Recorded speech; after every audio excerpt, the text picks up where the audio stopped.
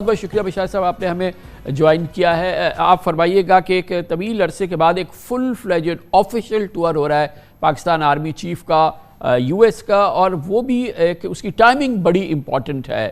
یہ ایک روٹین کا وزٹ تو نہیں ہو سکتا، یعنی کہ ایک روٹین کی فرینڈلی کال تو نہیں ہے۔ السلام علیکم جی کامران صاحب، اور آپ کے ویورز کو بڑا السلام علیکم۔ اور بالکل آپ نے صحیح فرمایا کہ یہ روٹین کا نہیں ہے، کیونکہ یہ اس کا جو پس منظر ہے وہ بڑا اہم ہے۔ یہ تو پہلی دفعہ میں نے دیکھا ہے کہ ایک کیئر ٹیکر دور میں ایک آرمی چیف جا رہے ہیں، اور یہ کوئی عام آرمی چیف نہیں، کوئی اس وقت ان کو بھی پتہ ہے کہ ان کے جو اسٹریٹجک پارٹنر ہیں پاکستان میں، پینٹاگون کے، امریکہ کے، وہ جی ایچ کیو رہے ہیں ہمیشہ، اور کنسسٹنٹلی جیسے آپ نے بھی فرمایا ایک بڑا قریبی تعلق اور رابطہ رہا ہے۔ دوسرا اس حوالے سے بھی ہے کہ جنرل عاصم منیر از دا پرنسپل پالیسی میکر آج کل کے کانٹیکسٹ میں، کیونکہ ایک الیکٹڈ گورنمنٹ نہیں ہے، اور پاکستان آرمی کا بھی رول جو ہے ایک سینٹر آف گریوٹی سمجھ لیں پاکستانی ریاست کے لیے، اور خاص طور پہ اوور آل کانٹیکسٹ جو نیشنل ایشوز کے حوالے سے بھی۔ پھر اب تو وہ سینٹر آف گریوٹی جو ہے مشاہد صاحب وہ اب اکنامک افیئرز میں بھی ہو گئی ہے، وہ اس کا بڑا ایس آئی ایف سی کے ذریعے بالکل ایک اسٹیبلشڈ رول ہو گیا ہے۔ جی میں اسی لیے کہہ رہا ہوں centre of gravity cases not just national security صرف نہیں ہے، اب وہ اوور آل جو اسٹیٹ اسٹیبلٹی کا جو ایشو ہے نا، اس میں اس کا سینٹر آف گریوٹی کا رول ہے، اور خاص طور پہ اکانومی اس کا ایک پلر بن گیا، بلکہ ستون میں کہوں گا۔ اور پھر اس خطے میں بھی اب میں دیکھ رہا ہوں کہ امریکہ کی جو نیشنل سیکیورٹی اسٹریٹجی پیپر آیا تھا 12 اکتوبر 2022 کو، اس کے بعد سے کوئی حالات تبدیل ہوئے ہیں۔ اس وقت پورا خطہ علاقائی ہلا ہوا ہے، جنگیں ہو رہی ہیں یوکرین میں، غزہ میں، کوئی چین سے کولڈ وار کی بات ہو رہی ہے، اور پہلی دفعہ میں نے دیکھا ہے کہ امریکہ کی تھوڑی سی مایوسی ہو رہی ہے اپنے ایک نئے حلیف سے، ہندوستان سے۔ انہوں نے یوکرین پر پورا ساتھ نہیں دیا، پھر یہ اسٹیٹ اسپانسر ٹیررزم بھی ہوا ہے، تو ایک ری تھنک بھی ہو رہی ہے۔ تو اس پس منظر میں آرمی چیف کا جانا، جو اس وقت میں سمجھتا ہوں ان کے پرنسپل پارٹنر بھی ہیں نیگوسیشنز کے حوالے سے، اور پرنسپل پالیسی میکر بھی ہیں جو امریکہ دیکھتا ہے، اور ان کا یہ بھی ہے کہ وہ سائز اپ بھی کر رہے ہیں جنرل عاصم منیر کو، کیونکہ جنرل عاصم منیر پہلے آرمی چیف ہیں پاکستان کے جن کی کوئی ویسٹرن ٹریننگ نہیں ہوئی۔ ہی واز ناٹ ٹرینڈ ان امریکہ اور ان یورپ، وہ جاپان، ملیشیا، سعودی عربیہ، یہ ان کا از مور آف این ایشینسٹ۔ تو اس حوالے سے میں سمجھتا ہوں کہ اس میں فوکس جو ہوگا 3-4 امپورٹنٹ ایریاز پر ہوگا۔ ایک تو ظاہر ہے کہ پاکستان کی جو کاؤنٹر ٹیررزم اسٹریٹجی ہے، جو ایک میجر ایشو بن گیا ہے افغانستان کے بھی حوالے سے، اور اندرونی داخلی ہمارے اپنے مسائل کے حوالے سے، وہ ایک نئی تھریٹ پھر سے آ گئی 10 سالوں کے بعد۔ دوسرا یہ ہے کہ ہمارے جو تعلقات ہیں اس خطے میں، افغانستان، انڈیا، چائنا، وہ بھی ڈسکس ہوگا۔ پھر جو بائی لیٹرل ہے کہ کس حد تک امریکن آرمی پاکستان آرمی کو ہتھیار کے حوالے سے سپورٹ کر سکتی ہے، اور شاید جنرل عاصم منیر بھی ان کو مشورہ دیں گے کہ don't put all your eggs in the Indian basket. یہ بھی ہوگا کہ سارے آپ کہ ہمارے جو، اور امریکہ کو بھی یاد رکھیں کہ اس وقت تھوڑا سا پھنسا ہوا ہے امریکہ۔ آپ دیکھیں نا کہ پچھلے ہفتے پوٹن کو سعودی عربیہ، یو اے نے بلا لیا، چین اور روس سے ان کی ویسے مسئلے ہیں، افغانستان ایران سے ویسے مسئلے ہیں، سینٹرل ایشیا آف لمٹس ہے امریکہ کے لیے، تو پاکستان اس ریجن میں is the only game in town for America apart from India۔ کیا وہ کرٹیکل یو ایس چاہیں گے تعلقات، کیا وہ کرٹیکل یو ایس آبجیکٹیوز ہیں جس میں Pakistan can be a meaningful and reliable partner? میرے خیال میں سب سے بڑا ان کا ایشو اس وقت ہوگا کہ چونکہ باقی ایریاز انسٹیبل ہیں، تو ریجنل سٹیبلٹی جس کا اس وقت محور انسٹیبلٹی کا وہ افغانستان ہے، اس میں آپس میں کیا کلیبریشن ہو سکتی ہے، کاؤنٹر ٹیررزم کے حوالے سے بھی، انٹیلیجنس کوآرڈینیشن کے حوالے سے بھی، اینٹی داعش آپریشنز کے حوالے سے بھی۔ ہمارے لیے ٹی ٹی پی ہے اور ان کے لیے داعش ہے، تو یہ ایک کروشل ایریا ہے۔ دوسرا میرے خیال میں ایک اور بھی ہے جو پریزیڈنٹ بائیڈن کی ایڈمنسٹریشن کا ہے، گو کہ ان کا آخری سال آنے والا ہے کیونکہ الیکشنز آ رہے ہیں ادھر بھی، کہ وہ ریجنل کنیکٹیوٹی کے حوالے سے بھی امریکن چاہتے ہیں کہ پاکستان کا رول ان کے ساتھ کچھ مل کے ہو، اکنامک حوالے سے بھی، جس میں وہ ان کو بھی فائدہ ہو، کہ خاص طور پہ سینٹرل ایشیا کا۔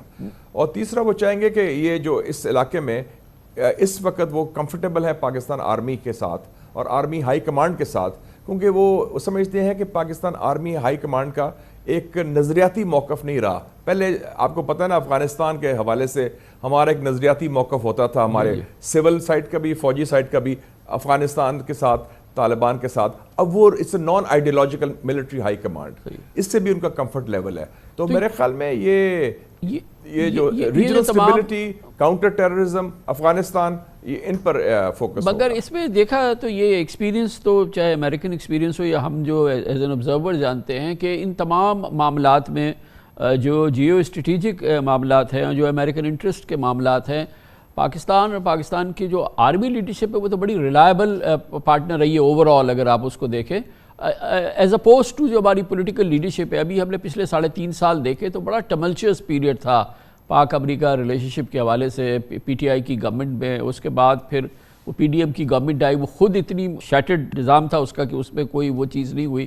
تو ابھی کچھ سٹیبلٹی آئی ہے یہ پچھلے 3 مہینوں میں, اور یہ ہم اسٹریٹجک لیول پہ بھی دیکھ رہے ہیں اور ویسے بھی دیکھ رہے ہیں. مگر ابھی سامنے 2 مہینے بعد ویسے تو الیکشن شیڈیولڈ ہے, لیکن کتنی ڈیسپریشن اور کتنی انسسٹنس ہوگی امریکن جو ہمارے جو نیشنل سیکیورٹی اسٹیبلشمنٹ ہے یا وہاں کی جو لیڈرشپ ہے کہ پہلے پاکستان الیکشن کرائے پھر بعد میں بات کرے.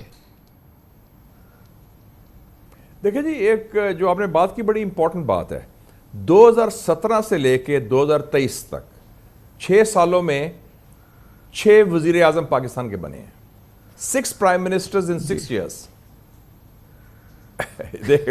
میاں صاحب, شاہد خاقان, ناصر الملک, عمران خان, شہباز شریف, کاکڑ.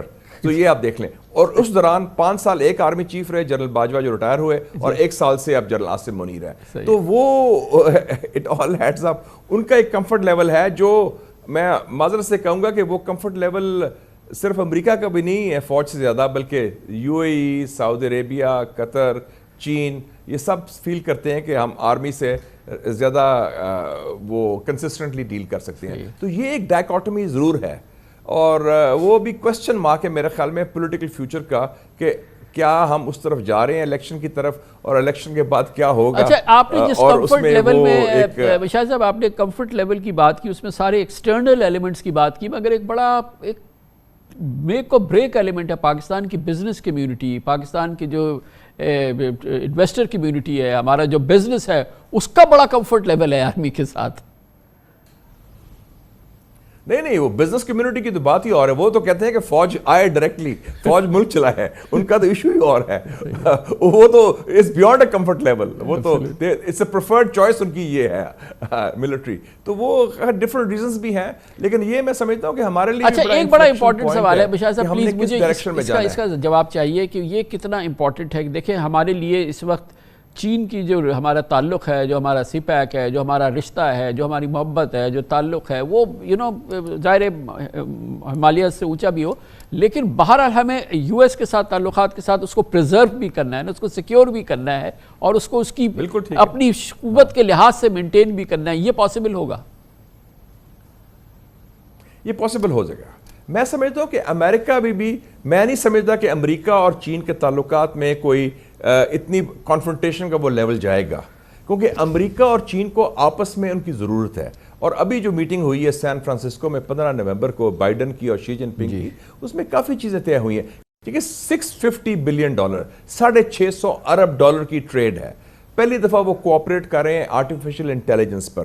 کچھ رولز آف دا گیم جو میری اطلاعات ہے وہ بن گئے ہیں. انہوں نے یہ بھی کہا ہے کہ آئندہ کوئی کانفلکٹ کے اوپر it should be hot line جو ان کی ریزیوم ہوئی ہے پینٹاگون اور چائنیز پیپلز لبریشن آرمی کی, وہ بہت بڑی ہے. تو اس سے بھی ہمیں فائدہ پہنچا ہے. ایران سعودی عربیہ چپکلش ختم ہوئی ہے, اس سے بھی ہمیں فائدہ پہنچا ہے. تو ہمارے پاس ایک اسٹریٹجک اسپیس مل گئی کامران صاحب کہ ہم منور کر سکتے ہیں کہ چین کے ساتھ قربت رکھتے ہوئے, اسپیشل ریلیشن شپ رکھتے ہوئے, امریکہ کے ساتھ جو ہمارے اچھے تعلقات ہیں جو ہونے چاہیے, کیونکہ جن ایریاز میں ہمارا کنورجنس آف انٹرسٹ ہے وہ آگے ہم بڑھا سکتے ہیں. اور امریکہ بھی ہم پر اس قسم کا دباؤ نہیں ڈال رہا جو ماضی میں ڈالتا تھا.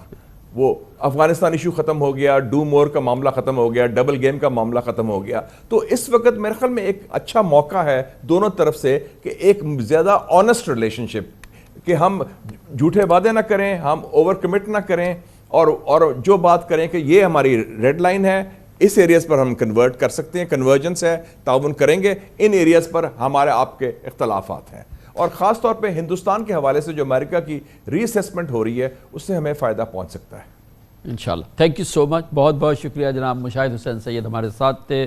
بہت ہی زبردست تجزیہ ہمیشہ ہوتا ہے، اور آج پاک امریکہ تعلقات کے حوالے سے ہماری بات ہوئی.